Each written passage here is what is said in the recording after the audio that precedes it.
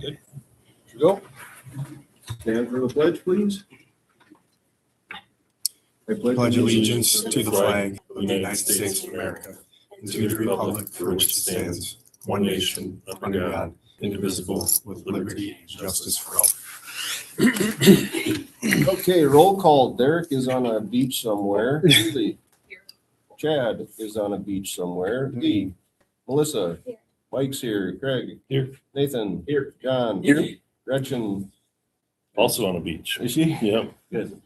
And then Sammy or Phoebe. Okay.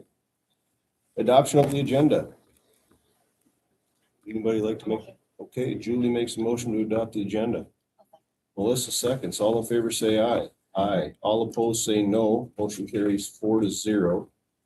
Should recognize Whitney. Thanks for coming, Whitney. She's going to be appointed tonight. Not officially till next month, but appreciate you coming. Warrior Pride. So this would be accepting donations from Midwest Machinery, Caledonia Haulers, Hamel Equipment, and Winona Controls for the purchase of an iron worker and the Rotary Works Foundation for the 7th grade field trip to Eagle Bluff. Would anybody like to make a motion to? Winona, did you mention Winona Controls? I did. I Hamel Equipment, Winona Controls, all for the iron worker. Yeah. And then I came back to the Rotary Works. My apologies. Not a problem. Okay. Lee makes a motion to accept that resolution. Melissa seconds. All in favor say aye. Aye. All opposed say no. Motion carries 4-0. No board showcase tonight. No student school board member report tonight. No public comment tonight. Consent agenda. There was one last minute addition to the consent agenda, that last bullet point, or the second to last, just above new hires. It says accept the resignation of Brandon Jones as the full-time facility specialist. Correct? That was Yep. the one? Yeah.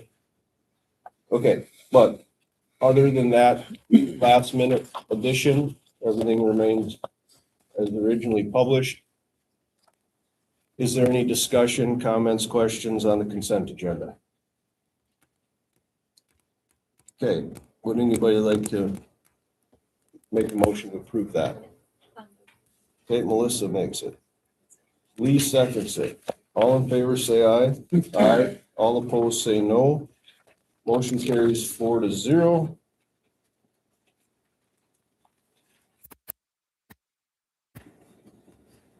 Okay, this would be a resolution filling the school board vacancy by appointment. And that would be Whitney. This has to be a roll call vote, so we have to go around one at a time.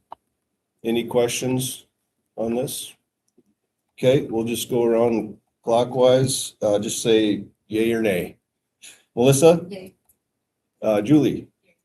Lee? And I'm a yay. So, and there's 2 absent, 0 nays. So, Whitney Steele is hereby appointed to fill the vacancy to serve until the successor is elected or qualified. The appointment shall be effective 30 days after the adoption of this resolution unless a valid petition to reject the appointee is filed with the school board clerk pursuant with applicable state statutes within 30 days of the time period. Pardon me? Okay. Okay, so Lee moves it, Melissa seconds it. All in favor say aye. Aye. All opposed say no. So resolution is duly adopted, 4-0. Did I do that right? Okay. Revised budget, action item B. Any questions, comments on the revised budget?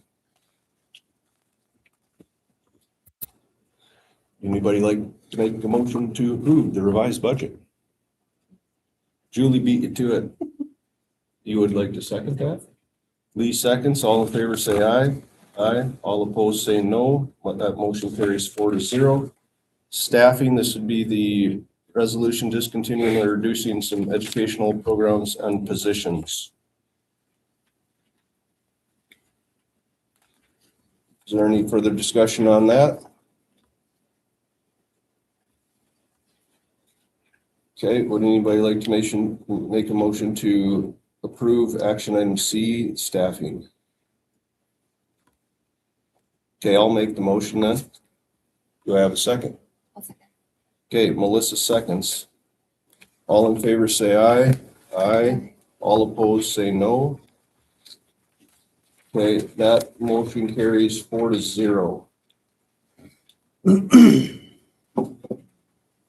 All right, so then this one, action item D is to terminate a non-renewal of probationary teacher. Craig, do you want to explain what's going on there? Yeah, this is not a performance issue. Liza is on a out of field permission to teach special education. And by law, we have to repost this position. If we get somebody qualified with the right licensure, then we hire that person. But because she doesn't have the right licensure, that's why we have to do this one. Okay, and this has to be another roll call? Okay, so yea or nay, starting clockwise. Melissa? Yay. Julie? Yes? Yeah. Lee? Yes, and I'm a yes. There's no no's and 2 absent. Okay, so then we gotta do the, would anybody like to submit a motion to on this resolution? Okay. Julie makes it. Melissa seconds. All in favor say aye. Aye. All opposed say no. Motion carries 4-0. Action item E is the assistant boys and girls golf coaching position. We discussed this a couple times. Yeah, last time around, we were kind of waiting on numbers, and now we have those. And I guess I would recommend that we approve an assistant boys and girls golf position as noted here. Okay, and then you just, you post the thing and see if Yeah. anybody takes it? It's already posted? Oh, cool. All right, Lee moves that one. Julie seconds it. All in favor say aye. Aye. All opposed say no. Okay, that motion carries 4-0. Administrative reports, Mr. Bowler. All right, big thing at the middle school, high school right now is as we continue to look forward to next year, we're on our 7th, 8th revised schedule right now. The current juniors and sophomores have registered, and then we try to adjust based on that. So even today, I was emailing back and forth with some parents and like, well, to the best of my knowledge, that's what's going to happen, but some things are constantly changing. One of the, like, just as an example, we had over 40 kids that signed up to take college world history. And so that's going to dictate some numbers that we have. So that's just an example based on seniors and primarily seniors, what they signed up for. So Angie and I have been working, Angie's been working really hard with this, especially now that Nicole Ott's not there. So she's kind of taken this full burden on. I'm very appreciative to her for that. But we're still trying to work out all the details, but trying to find something that works best for our students. Kind of along with that, we are still working on the READ Act and the CAPTE basics and the number of students that we're having with that particular diagnostic. One of the nice things is it's what little we've dug into the data. We kind of are getting in the process of getting trained on what it all means and what we should do with it. We have another meeting set up to go through ours with the representative from the company and really kind of break it down. It's good to see some of the kids have shown that they don't need interventions. Say they're pretty close with the students that are already receiving some interventions or some of the higher needs students. Some not, though. We are catching a few. So I wanted to bring up CAPTE basics. With that, we've been doing more with Centegix in our system. We did our tornado drill at the middle school, high school, and we used the system. I went on the loudspeaker and kind of explained this is what's going to happen, be prepared type of thing, but trying to get students more used to that. And then MCA testing is obviously a big thing that's coming up. I'm looking forward this week testing rooms, finishing some evaluations, and just all of the things that I pushed off when kids are in the building, and hopefully get caught up on some of those things. But it will be here before we know it. Still, snow doesn't tell us that, but that's what kind of where we're at. So. Cool. Thank you, Nathan. Questions? Any questions for Nathan? All right, John. Same as Nathan said, MCA's coming up here. We actually already did our science MCAs, but for the next month and a half, we'll be on and off MCA testing. Biggest thing right now, making plans for next year with staffing, with retirement and a resignation. We have 3 sections of third grade. In every other grade level, we are 2 sections. So that 3 sections of current third grade will be 3 sections of fourth grade.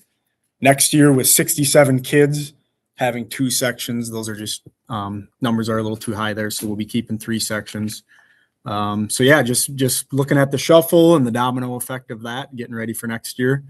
I would like to do just one thing in our agenda here. We just acknowledged the retirement of Mr. Mullins, Mitch Mullins, and then Beth McDonald. Beth McDonald actually wasn't teaching this year. She did a leave of absence, but knowing she was likely going to retire at the time, she wasn't for sure if she would.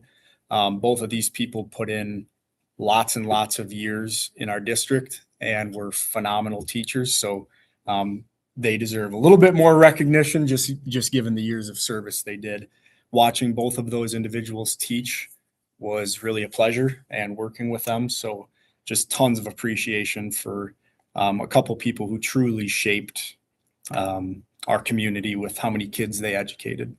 And then with Miss Sager, Megan Sager, resigning, she wasn't here for that extended, super long period of time, but awesome teacher that very much appreciate her years of work and her dedication. She worked very hard. She was very good with the kids and provided awesome education. So they'll all be missed. Kindergarten roundup next week gives us a good idea of what our kindergarten numbers will be coming in. It's not a for sure thing. Someone cannot go to kindergarten roundup and still enroll, but it definitely gives us an idea of how many kids we'll have. And depending on those numbers, will determine if a ton of kids showed up, we would have to add a section. I don't really foresee that, but certainly you never know. Any questions for me? Thank you, John. Yep. Miss June is absent, but she submitted her board report. Everybody had an opportunity to read that. Any questions on that for anybody who could? Okay. Mr. Durkee. All right. Again, the weather doesn't show up, but our winter season has kind of come to a close. I want to thank all the coaches, advisors, and athletes and participants for their dedication and representation of our school district. Special shout out to Brad King and his basketball team on being section runner-ups. And they just had an amazing mention. We had several resignations. I want to service in particular. I want to mention Scott Sorensen for 22 years as the girls basketball coach, Beth McDonald 32 years, and Mitch Mullins 36 years of outstanding service for those people. So I know the board already recognized the donation for the iron worker. And Matt, could you tell me what the iron worker is? Because I don't really know what it is. Do you? It's equipment, a very large piece of equipment, and it has like 4 or 5 stations based on the size of it. And it is designed to notch out pieces of metal or cut pieces of metal at a specified dimension or angle. Okay. So if you get a chance, Google it and look at it. It's pretty cool. Yeah. Metal geek. So thanks to Rich Larson for, Rich actually applied for a grant and tried to get the whole thing paid for. You got half of it, and then we already recognized them. But again, I want to acknowledge Midwest Machinery, Caledonia Haulers, Hamel Equipment, and Winona Controls, because they kind of picked up the rest of the payment. And that's Matt was telling me how awesome this machine was, and I was like, well, I don't know what an iron worker is, but it's awesome. And it's quite safe. Yeah. And of course, I want to thank the Rotary Works Foundation again for their donation for the Eagle Bluff trip too. Two big things: the educational support personnel negotiations. We kind of wrapped that up, and they have ratified their part. Wasn't quite quick enough to get on the agenda for this month. So that'll be on the April agenda for the board's ratification. And then similarly, the leave language for the teacher contract, if you recall last fall, we kind of agreed to everything except for the leave language.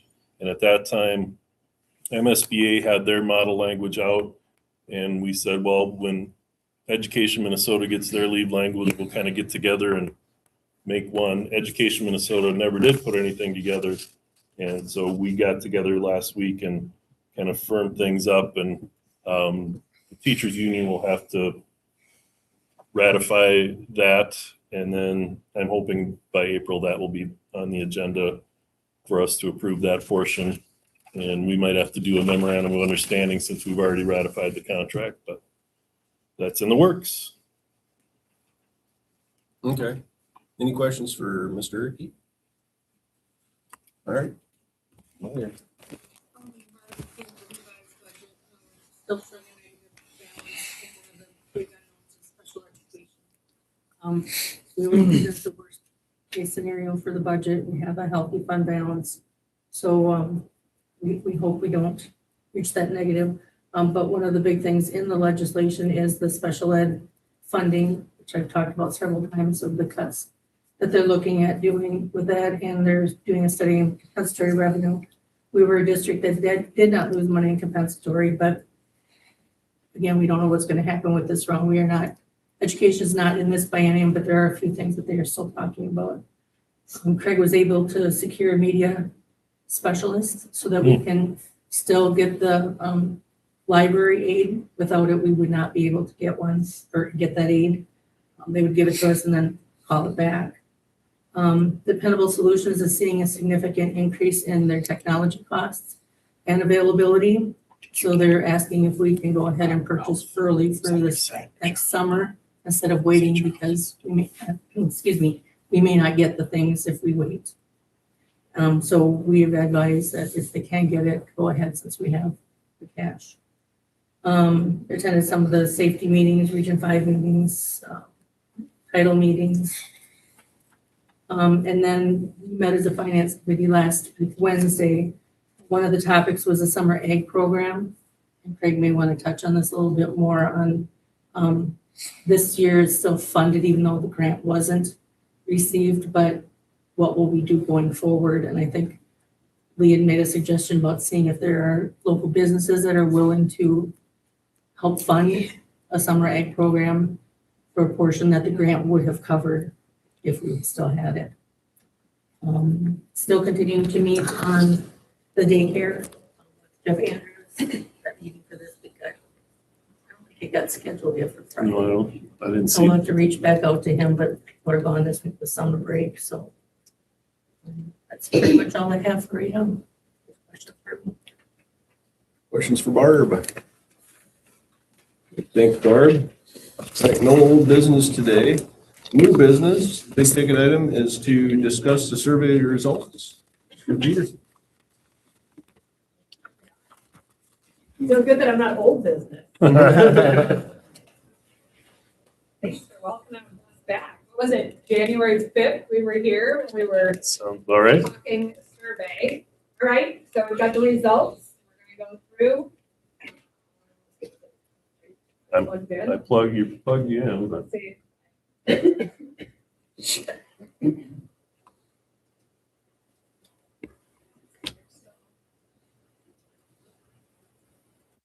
you want me to be Okay, well, here? there you go. You're gonna play Vanna White Yep. here. Here we go. All right, so we sent out 3,065 postcards to all residential mailboxes. And we sent out some, that's okay. We did a press release, we sent out social media blasts and then emails, and emails to parents and staff to really encourage participation. Craig, jump to the next slide, but we received 1,076 responses. So that's about 35%, which is a great response rate for the community. So really good to see. And I would say it's always great when you have that good of a percentage in response rate. So you normally would see, we get excited when you're about 22, 24% response rate. So people in Yes. Caledonia were excited to take the survey. Can I ask a question on that? Yeah. That response rate, does that include like across social media and the cards that were sent out across the board? Yeah. Yes, yep. So any paper copies then that Craig or whoever received at the office, those were also inputted into the database. So yes, digital copy and paper copy. So next in the survey, we asked the respondents a variety of questions to kind of get an understanding of the demographics of those respondents. And so the first question was, what is your age? So great kind of areas of different age groups. So as you can see, the 36 and 45 was 33%, and then 46 to 55, 22, and then 56 to 64, 10, and 65 and plus was 12. And so really we focus in on the respondents that were 56 and older. And you might think, why? Because those are the people that show up to the polls and vote on election day, those 56 and older age group category. Next question that we asked was, do you work for the school district? So 12% of staff took the survey. 12% of respondents. Respondents. Yep, and I would say Respondents. that's pretty typical, that your response rate would be about 10 to 14% of the overall respondents or school district staff. So that 12% is perfect, exactly where you want to be. It's pretty high. I mean, it's over 100 people. Yep. Almost our entire staff. Right? Yep. So it's great. I didn't take it. It's good math. You didn't No, take it? I didn't take it, no. Well, then you will have to, yeah. I don't know, I didn't want to. Next you see School we have age children. school-age children, which was 57% said yes, so that is school-age children. At the district. So the reason we ask those two questions, well, I'll let you do the next one and then I'll Yeah. tell the story. So 56% or whatever have children? School-age Yep. children, yep, Okay. all respondents that answered the survey. Yep. And then the next question we asked was, do you live in the Caledonia area school district? And now this one says 93 yes and 7 no. And that is because we asked all residential We're also staff and parents take the survey. yes, and we sent it out. And some staff or parents might not live in the Caledonia area school district. So then those folks we're gonna toss out as we move forward. So that's 7% of respondents that are non-resident respondents. We're gonna remove their responses as we move forward. Does that make sense? Because they can't vote. So while we wanted them to have input and to go through the journey of what is the district thinking about, and they responded, we're actually not gonna include their responses in the next phase of the analysis.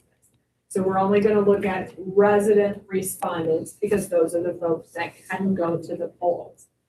The reason we asked those other two earlier questions, do you work for the district and do you have school-age kids, is because we want to be able to disaggregate the data into 3 mutually exclusive groups. So when we start to look at support, we're gonna look at what do staff think, what do parents think, and what do people that said no to both of those questions.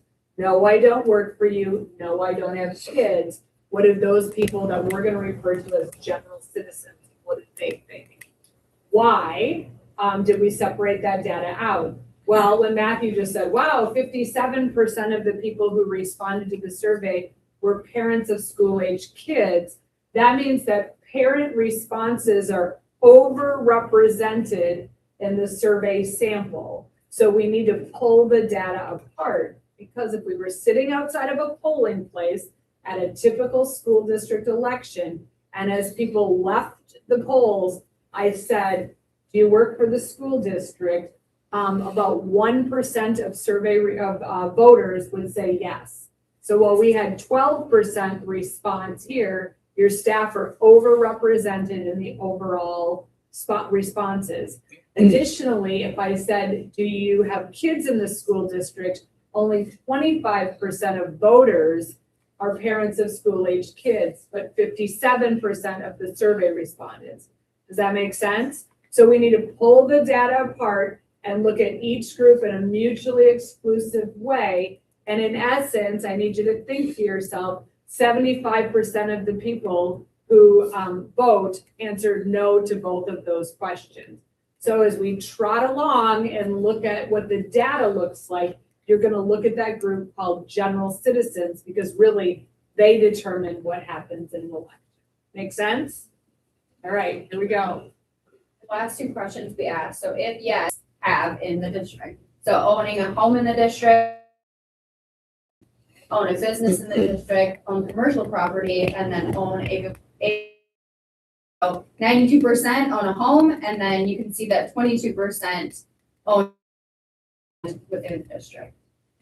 So that's helpful as we, again, trot along in your consideration referendum. If you're like, oh, where are the ag landowners that they're concerned about? We're able to go back into the survey data and just landowners in the district. So the question. Yeah. So if I voted and I own a house and I own acreage, Yeah. like, And then same with this one, in which municipality do you reside? We're shocked that Caledonia is 54%, with the second one 10%. So like Sue said, it's just good. We're able to then pull data if needed, three groups that you mentioned. All right, so we gave some background on the facility study. Thanks. Next slide.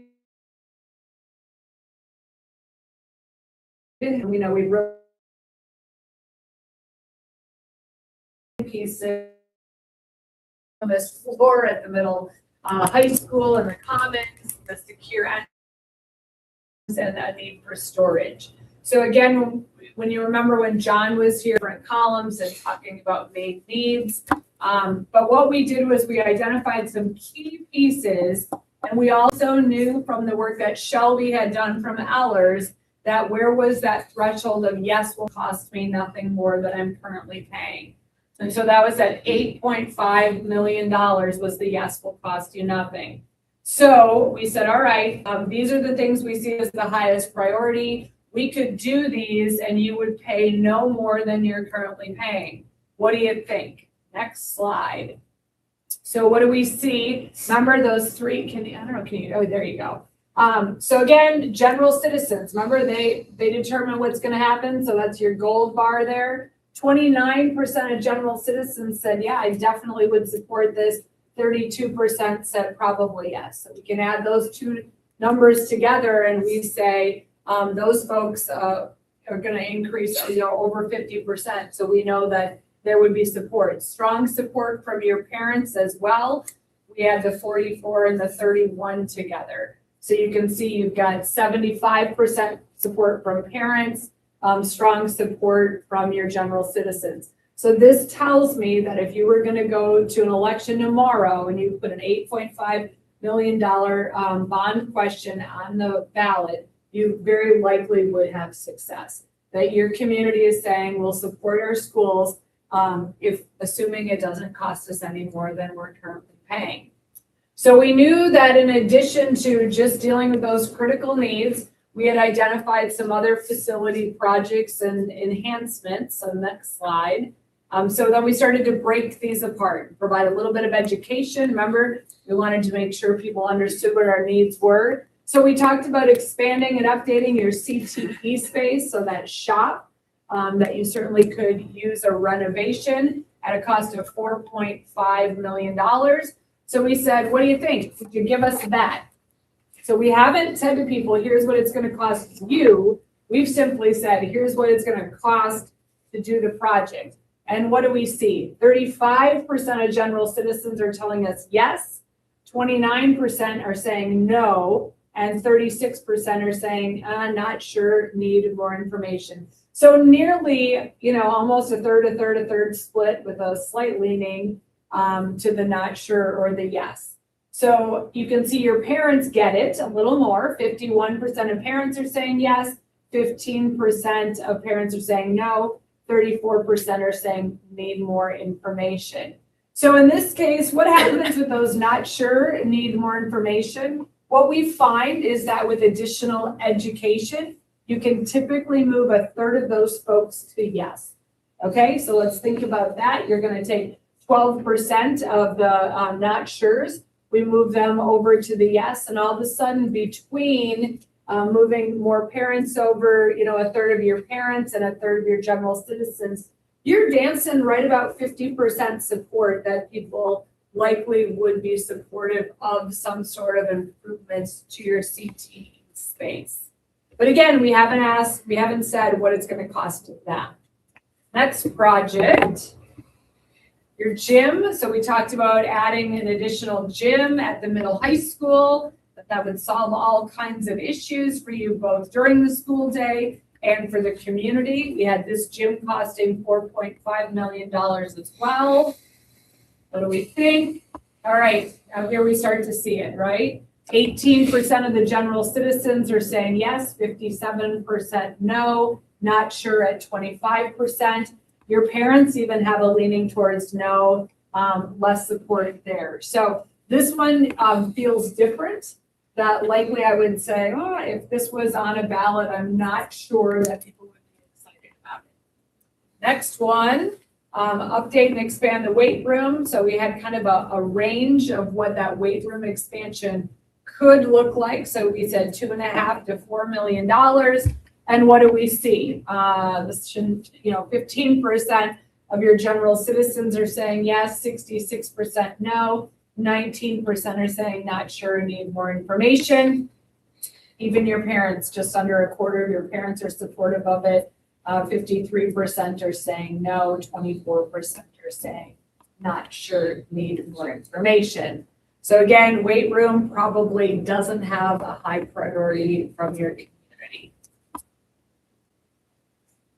All right, that multi-purpose space that we really identified as better serving wrestling and gymnastics. We gave this a cost of $2.7 million when we looked at that.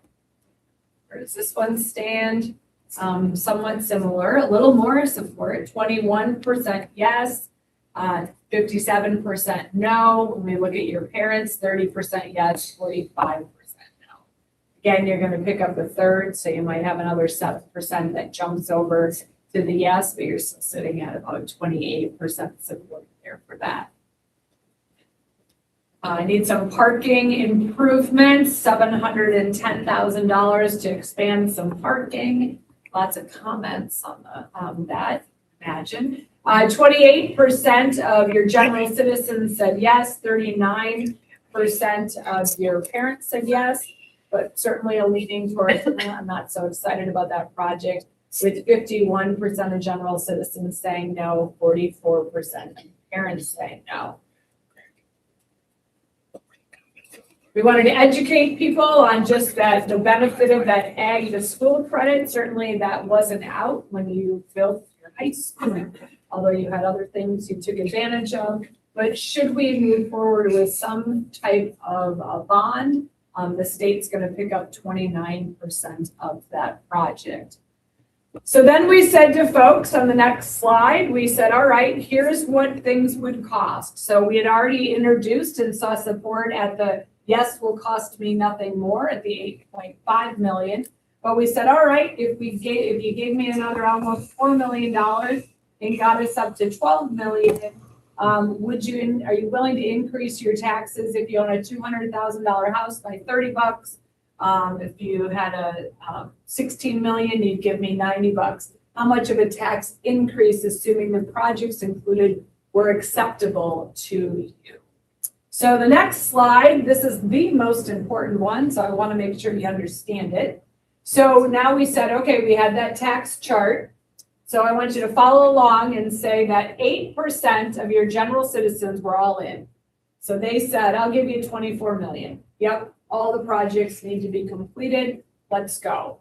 20 million, you had 5% of general citizens, but I make an assumption that if I was willing to give you the highest increase to my taxes, if you asked for less, I'm probably still gonna say yes, right? So that tells me that this is 13%. Does that make sense? I'm adding the 8 and the 5 together. So I've got 13% support for my general citizens at 20 million. I've got 23% support at the 16 million because I added the 10% there. I've got 44% support at the 12 million.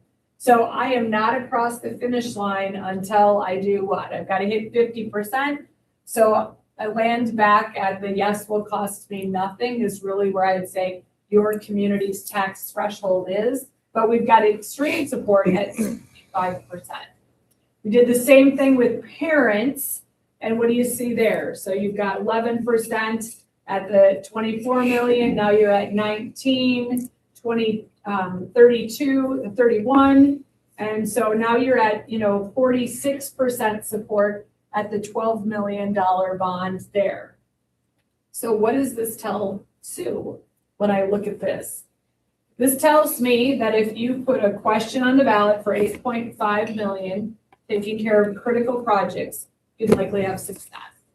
But it also tells me that you saw success, you saw support for that CTE space.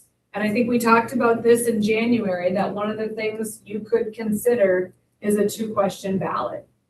That you could then go and say, if question 1 at no increase of 8.5 million was successful, would you also consider a $4 million bond to address the CTE needs? And that would just cover that. Does that make sense? So do you want to risk do you want to go with one question at $12 million and potentially risk it? Or do you do a 2-question ballot to see what happens with question number 2? So remember, we talked about the fact that that's what we did in Spring Grove. Their data looked eerily similar and turned out exactly like the survey said. Question 2 did not end up passing, but they certainly went after it just to see, we didn't want to leave money on the table if we could get it across the finish line. Does that make sense? So I'll pause there. Blew through it kind of fast. Questions? Surprises? So 4 more million. 8 million is neutral. 8 million is neutral. 4 more $30 million. bucks. Yep, $30. $30 for a $200,000 house. Yeah. Depends on the value of your home, but it's 200. That's including the egg to table. Yep, all of that's already factored in, ag to school. What did you hear out in the community while the survey was open? Much?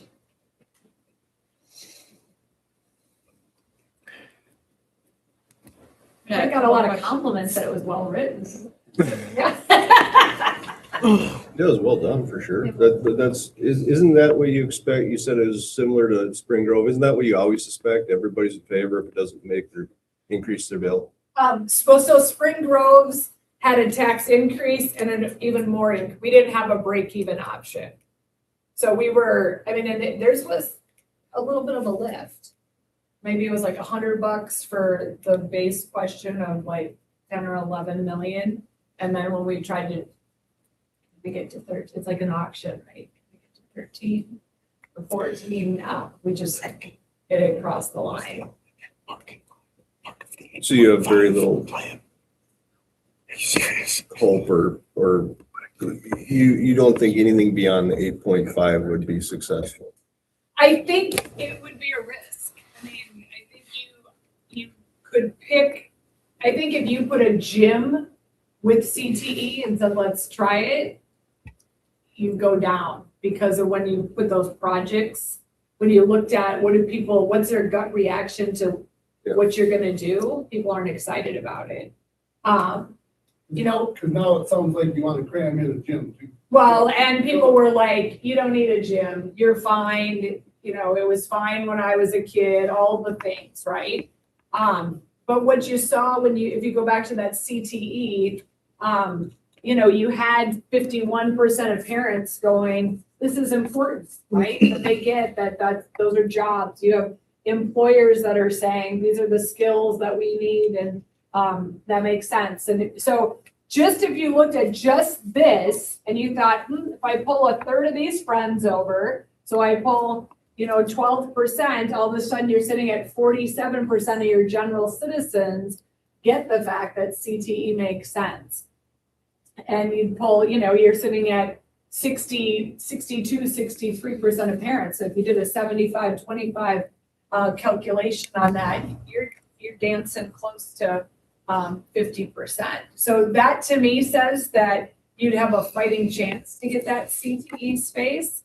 The other thing internally in our office we talked about this morning was, I think we'd had some conversation of were there just some slight modifications that could be made to the weight room that wasn't a $2.5 million project, but blowing that hole in the wall and making, you know, expanding that space that maybe, you know, maybe that's $500,000 and maybe we can reconfigure the CTE space that we're not bumping out, but looking at how you could reutilize and reorganize space within the building that, you know, maybe the second question is $4 million for improvements at the high school that could include, and it's a little more broad of a question, but certainly not a, let's bump it out and build a gym or build that multi-purpose space. You've got a fighting chance at 12, but I wouldn't go 12 and one question. That freaks me out. Don't quote me.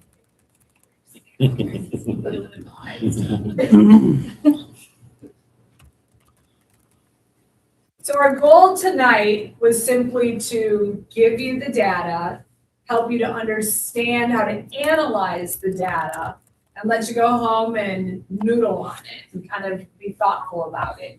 So what are important next steps to consider? That June 16th, that's our drop dead date of like, are we going or not? Okay. So we would want to have some conversation between now and then, and we can't submit something to MDE on June 16th if you tell us that day. So we'd really want to be having some conversations probably next month at your board meeting of what do you want this to look like, so that then we would start putting together the big packet that goes into the state. So what does that mean? That you submit as a district, you submit to the state, here's what we'd like to do. And then the commissioner reviews it, it's kind of checks and balances to make sure it makes sense.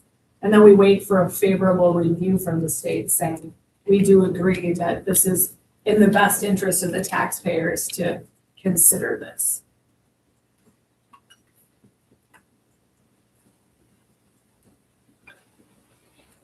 Make sense? Yep.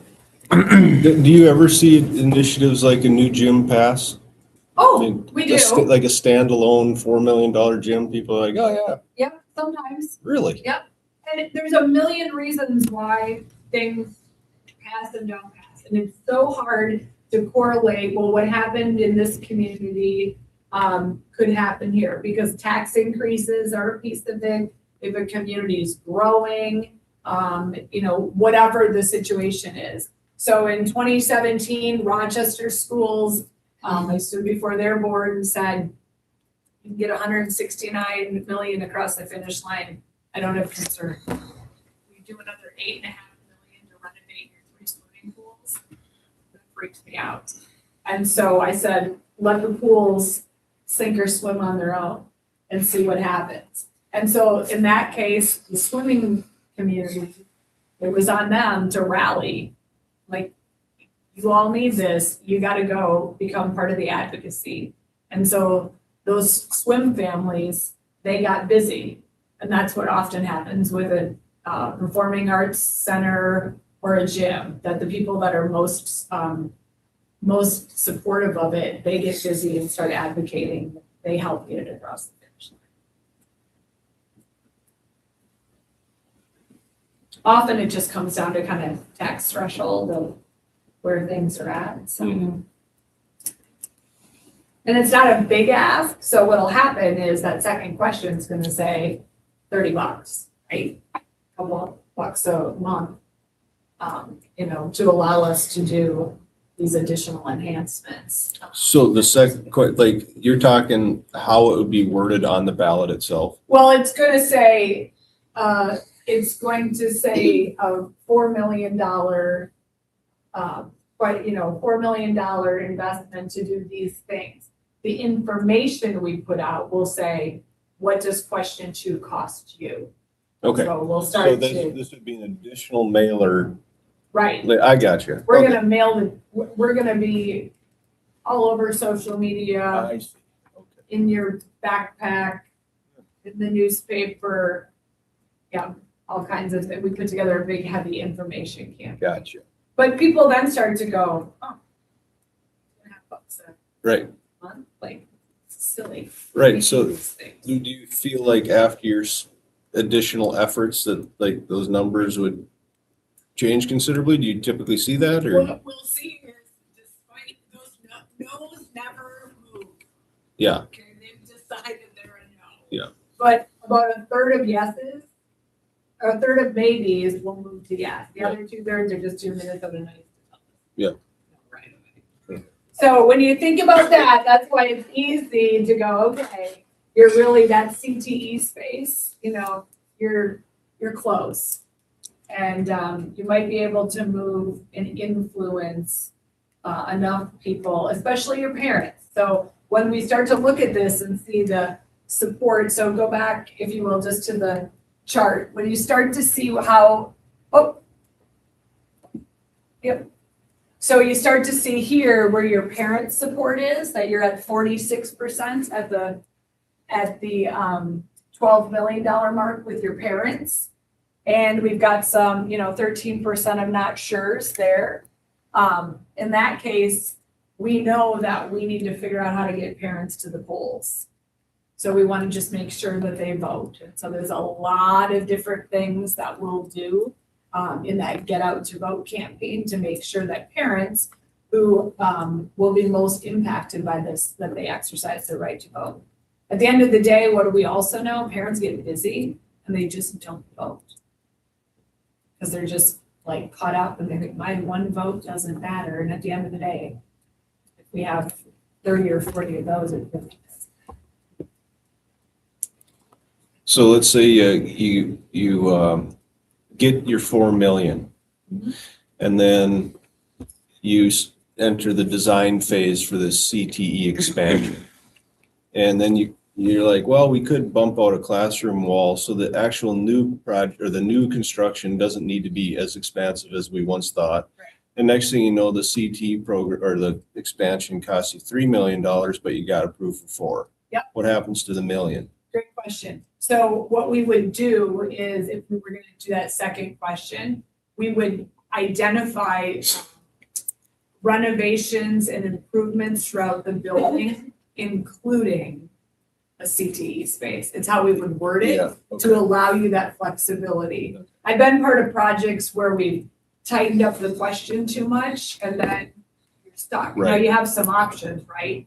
One is that you just don't bond for all the money or you turn around and pay it back right away because you didn't need it. Okay. But the other option is that it was easy for us as we were spending some time today looking at this, being thoughtful of, you certainly have some other improvements that could be made that maybe were in that like priority 2 or priority 3 column.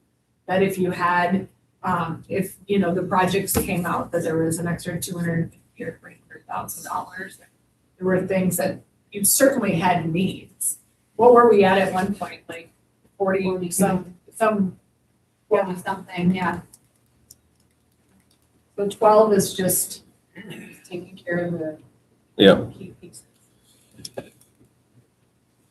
I also just want to remind you that I think when Shelby was here, she talked about board authority. So as a board, if you didn't go to voters, There are certainly, the roofing projects could be done just with board authority without going to bond. That the HVAC projects could be done with just board authority. But by doing that as a board, and some boards do that, you're not asking voters, but you're still impacting taxes. And so, you wouldn't be able to do some of the other projects because they don't fit into the authority, but there are projects you could do.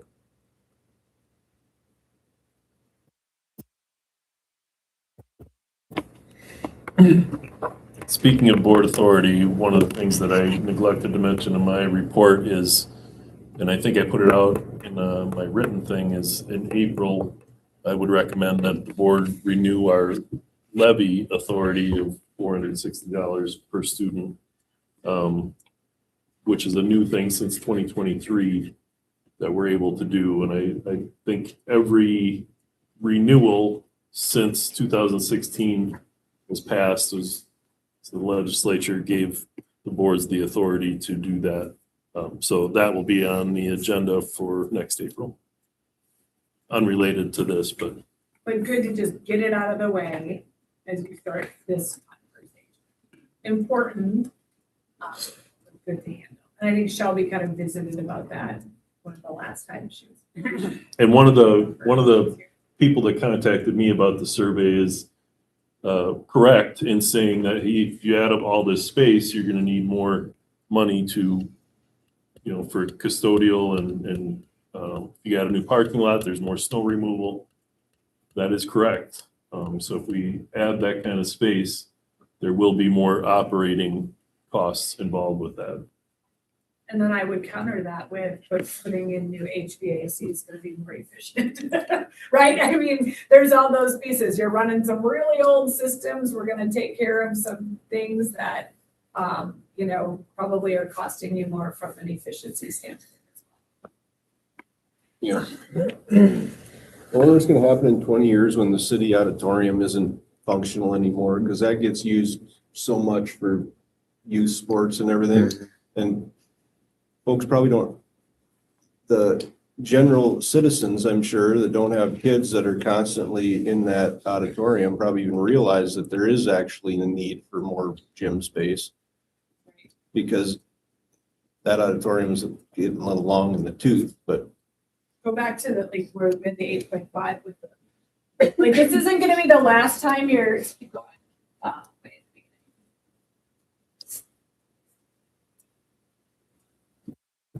One more. So, I mean, here's what's happening, right? That you're going to have some of this other debt drop off. And I mean, we're constantly, and Shelby is great at constantly watching what's happening with your property valuation and your debt. And so it's likely that you might tackle a referendum in 2026, but then in 2033, you might be at it again. And that might be the time to go, okay, we're 10 years from that auditorium being offline. Is now the time to be making that investment? Or is that when you start to go, do two buildings still make sense for Caledonia, yes or no? And that's why we tried when we were first doing those kind of block diagrams of where would things go, what did things look like? And so even if we make that investment in your CTE space, what we're doing is trying to protect the footprint of the areas where should you need to add classes, should you need to add a classroom, should you need to add a gym, that we've been thoughtful about that on your footprint. Do you know what the city intention is of that building? I have no idea. But it's gonna need an investment at some But point. somebody's gonna have to pay, upgrade it, do something with it. The Matthew Stepper Auditorium. There you go. There you go. I think they just put it in. Did they? I couldn't tell you. They put a new floor in there, not that, Yeah, right. like, less than 10 years ago. So they're probably They don't carrying debt allow, on that like, as well, right? The rag and gun thing that's in the basement. Upstairs, and they won't allow, they don't want beverages on their new floor. Oh. So, I mean, it's still probably 10 years, but. I think you're pretty close to that, can you? Yeah, I mean, Changed since I've been here. I've been here It's the same floor for 7 years. since I've been here. yeah. So next steps, if you kind of look at that last little timeline, I wanted you to just have that in mind. So keep that June 16th date, knowing that that's like last day we can get it into the commissioner. So we want to have a go, no go, here's our plan at an April meeting. So typically if we're here in March, so next month, the conversation might be, here's the direction. And then we want bond counsel to write a question. So we might say, okay, in the May meeting would be when you, approve the question and say, let's move forward. And actually, you don't even need to call the election till that July 20th, but in essence, the question ends up in the review and comment. So at least if we would have bond counsel write the question with direction, but you wouldn't have to approve, here we go, until July if you don't want to. And you can submit a review and comment and then change your mind. I mean, it makes me angry, but because I mean, you're putting an 80-page document together, but what we want is to pull all that information together and get it off to the states so that they can start reviewing it. So you kind of have those two key deadlines. So in your mind, think we've really got to decide by May, and then you got to commit in July. That makes sense? But So you is don't- is it something we should put as a discussion item for our April meeting? I would, and then- yeah. Um, So typically, we would come back in April and work with you, and that would be, when you think about moving things around or thoughtful, just conversation of, I've looked at this, I've talked to some people, here's where I'm at. And then we would leave April with all right, here we understand the directive. Which all we need is a direction, like, yep, here's the two amounts, go for it. And then we'd come back in June or July with you to adopt the question. Make sense? Makes sense to me. Anybody else have questions for Sue? Thanks for doing all this. Thank you. Plain Vanna. All right, cool. So, that was new business item A. New business item B is the school policies. Any questions, comments, concerns on the school policies? The family medical leave thing that you were discussing earlier in the board report, would that be an update to policy 410 or what? Was that unrelated or related? This one is unrelated to that. There's the Okay. paid family medical leave. I is got the one I'm updating. But this one is probably pretty similar to what we've had in the past. Gotcha. The one that isn't on here that John and Nathan and I have kind of started digging into is the new AI policy that is going to be one of the more labor intensive ones that we have to keep an eye on because artificial intelligence is changing so quickly. It's not going anywhere. Kids are using it, teachers are using it. We just have to make sure they're using it responsibly. And the webinar I was on the other day had some acronym, but it was human, artificial intelligence, human. And I think that's what we want to get across to our kids is, hey, it's a tool that you can use, but you have to say, here's how I want you to manipulate this information or whatever, and then it'll spit something out, but there better be a human on the other end, saying yes or no, that's what I wanted. And it's just, you can't just say do this and then not evaluate what it's doing. But that's one of the big things that I think we need to make sure that we have in our policy. And we already have allocated some time in our fall workshop to talk to our staff about our new AI policy that we haven't even completed doing it, so. That one's gonna be interesting. All right, sounds good. So that's new business board member reports. Melissa, you got anything? No, I just attended some support staff negotiation. Finance. Julie? Lee? All right, cool. And so then Whitney will be sworn in next month. And is she gonna get like an email address set up for her? Yeah. Okay. Yeah, we'll get a. Perfect. Password. And then, do you know where to find everybody's contacts if you have questions? Okay, all right. Sounds good. Well, if you have any questions, give us a call and thanks for doing this. Adjournment. Would anybody like to make a motion to adjourn? Lee moves. Julie seconds. All in favor, say aye. Aye. All opposed, say no. Motion carries 4-0. It is 6:31.